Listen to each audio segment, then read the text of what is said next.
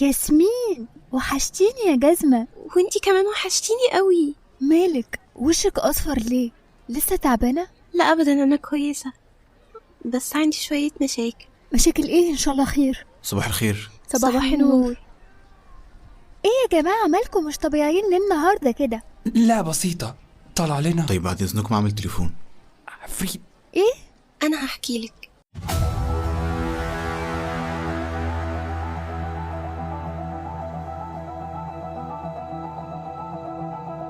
فورة فانين في كتاب مسحور، بتلاقي اسمك عليه محفور، بتنادي عليك أصوات عارفاك، وعيون في الليل بتراقب شايفاك، بتفر تدور عالفصل الأخير، فتلاقي دورك مش باقي في كتير.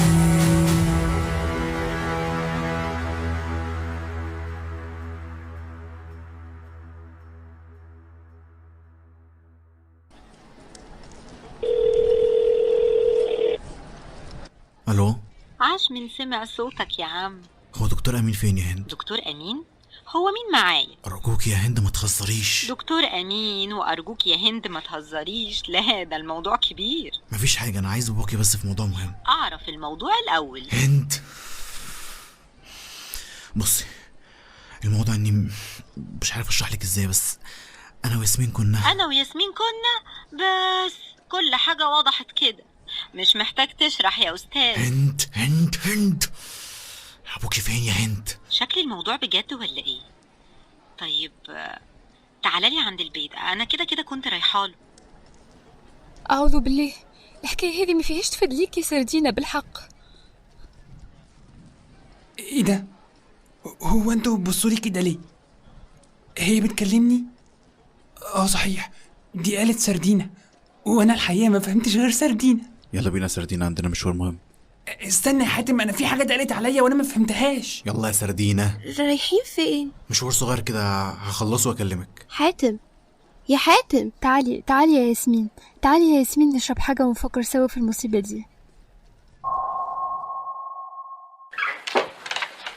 معلش بقى، أنا قلت لهم على المخبأ بتاعك، أصل الظاهر إن حاتم واقع في مصيبة كبيرة. خير؟ مشكلة ايه كفل الشر؟ خش اقعدوا. انا اسف يا دكتور، جينا من غير ميعاد. يا ابن الكلام اللي بتقوله ده، مش حال انا اللي مربيك على ايدي يا ولا، وابوك الله يرحمه كان صديق الروح بالروح. حاتم شكله مخه اتلحس يا بابا. الصراحة يا أمين، احنا عندنا مشكلة ومعرفتش اروح لمين غيرك عشان يساعدنا. خير يا ابني احكيلي. الحوار كله ابتدى لما بصي يا ياسمين، هي مشكلة فعلا، بس أنا أعرف واحدة أعرفها ممكن تساعدك. يا نهار ابيض، لا لا لا، انا خايفة اروح الاماكن اللي زي دي. ما تخافيش، أنا هكون معاكي، أنا هكلمها واخد منها ميعاد. دي مامي، ثواني هرد عليها. ازيك يا مامي، عاملة ايه؟ وحشتيني قوي. I'm fine الحمد لله. طمنوني انتوا عليكم، بابي عامل ايه؟ مفيش يا حبيبتي، انا كويسة بس مصدعة شوية من المحاضرات. سيبك مني انا، قوليلي how was Paris. معلش بقى يا مامي، انتي عارفة الامتحانات قربت. حاضر يا ماما، باي يا حبيبتي، باي باي. خلاص يا ستي، كلمتلك الست اللي حكيتلك عنها وهنروح لها كمان يومين إن شاء الله. يا رب يا رب يكون حل في ايديها. يا حاتم، انت ازاي جالك قلب تعمل كده؟ ليه يا ابني الاستهتار اللي انت بقيت فيه ده موضوع ينفع فيه هزار برضو؟ ما كنتش اعرف انه هي اللي بجد. طب والبنت اللي انت دخلتها معاك في الحوار ده ذنبها ايه؟ وانا ذنبي ايه؟ خلاص بقى يا هند والنبي. خلاص يا بنتي، ويلا من غير ما تسيبوني لوحدي عشان افكر في حل للموضوع ده.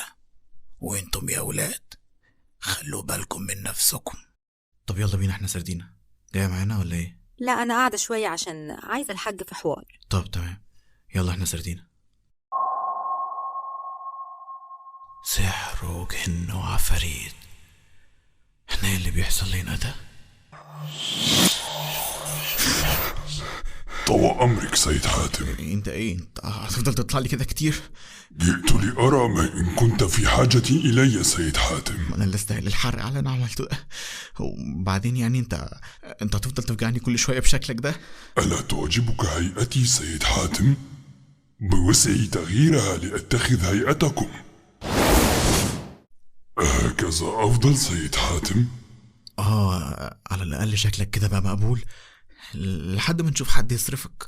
لا يستطيع أحد صرفي غيرك سيد حاتم، كما قلت لك. روح وأمر منك. ايوه، ايه بقى الروح اللي انت عايزها مني دي؟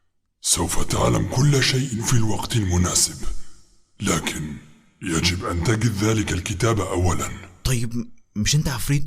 ما تشوفهولي فين؟ دورلي عليه. أنا جني سيد حاتم، ولا سلطة مني على هذا الكتاب. آسف، لا أستطيع مساعدتك. لا أستطيع مساعدتك. تمام. طيب يعني ممكن بعد إذن حضرتك يعني تمشي بقى عشان عايز أنام؟ أمرك سيد حاتم.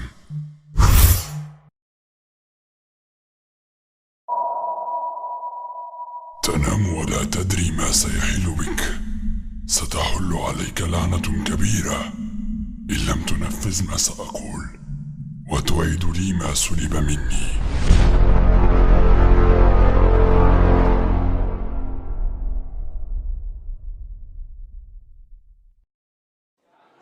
اقول المره دي كمان اسماء الممثلين حسب الظهور. ما خلاص بقى سردينة، ما تسيب الراجل يشوف شغله. لا، هو عنده حاجات كتير يقولها. بقولك يا حاتم، ما تيجي انت تجرب؟ ماشي، حلو ده. لو مؤاخذة بقى فنان، هقول له من انت عايز بقى تقول ايه؟ الممثلين حسب الظهور. عندك يا باشا خلود الطلحاوي، هند البهجي، عمرو ياسر اللي هو انا يعني، محمد أسامة وإناس فكري. تمام كده؟ بس